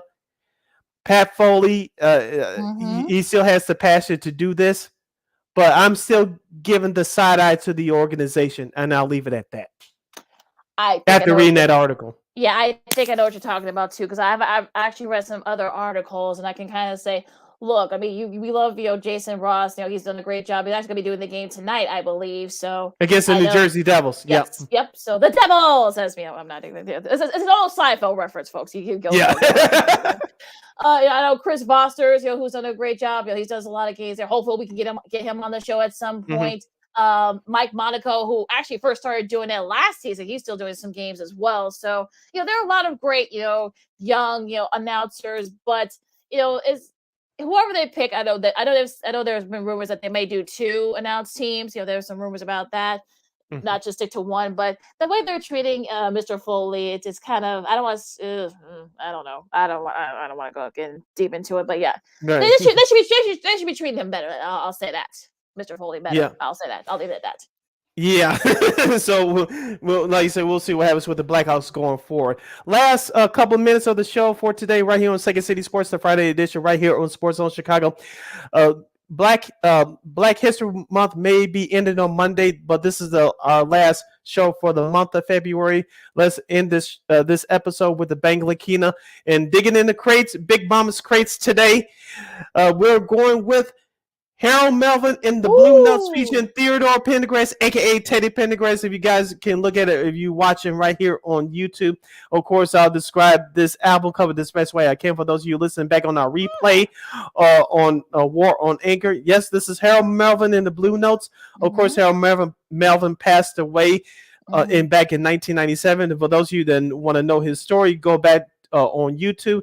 Type in Unsung Teddy Pendergrass, and you'll find out a whole lot more right there. This album came out on Philadelphia International Records back in 1975, right before Teddy Pendergrass went solo. Of course, he had a great solo career. Of course, he had that tragic accident back in 1982.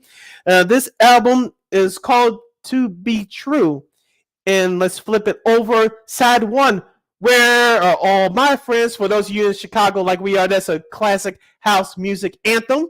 Yes. Where are all my friends? To Be True. Pretty Flower. Hope that we can get together soon. And that's all the songs on side 1. Side 2, Nobody Could Take Your Place. Somewhere Down the Line. Bad Luck. That's what you got. That's what you got. That's another Chicago house music classic. And all because of a woman. Of course, this album was produced by the legendary team Kenny Gamble and Leon Huff. So this album, Harold Melvin, the Blue Notes, featuring Teddy Pendergrass, was released back in 1975. To Be True. So that's our Black History moment for today. Yeah, that was one of those albums where they kind of got them kind of like it became household names. Not a couple of minor hits there, like you said, with Bella and such. It was more, like I said, it was more of a underground hit, if you will, here in Chicago, with a couple of those songs you mentioned. But yeah, so it was actually one of their first albums. Gamble and Huff, they produced so much, so many great music, and co-wrote so many great songs from the 70s and 80s that's been sampled by a lot of artists. So nice little shout out there to Harold Melvin, the Blue Notes, who I feel is very underrated, I have to say. So yes, that's I think that that should be, like you said. So that's that part in the Unsung with Teddy Pendergrass. I think it's one of those things where you'll be learning a lot about how Harold Melvin and the Blue Notes. Yeah, and of course you remember that song "Wake Up Everybody." Of course, that was a symbol. That song is still being played today. And of course, if you know the story behind that was one of, if not the last hit by Teddy Pendergrass in the Hair Melvin's Blue Notes. Of course, that sprung on Teddy Pendergrass's freedom to his solo career. Of course, he had a great solo career.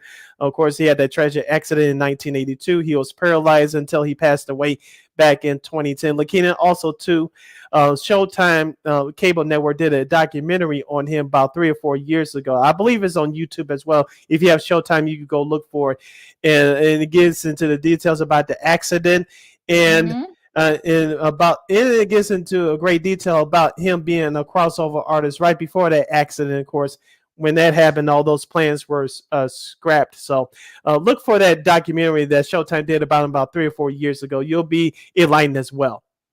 Gotta check that out too. I heard about that. I forgot to record it, so I'm not sure it's on YouTube somewhere. I got my own little Black history fact here. Madison Bowie, who's had a couple, who was drafted by the Capitals. He's playing in Vancouver now. Doesn't play very much. He's more of a utility guy, but he's African American. He's from Canada. He wrote a really great essay earlier this morning that he published on the Players Tribune. Tell you about the story of how he got into hockey, how it was his dad that kind of encouraged him, and because his dad played hockey, and the history of Blacks in hockey goes all the way back to the late 1800s. So learn a little bit of history there, folks. The love's been there. We talk about hockey as much as we can here on this show.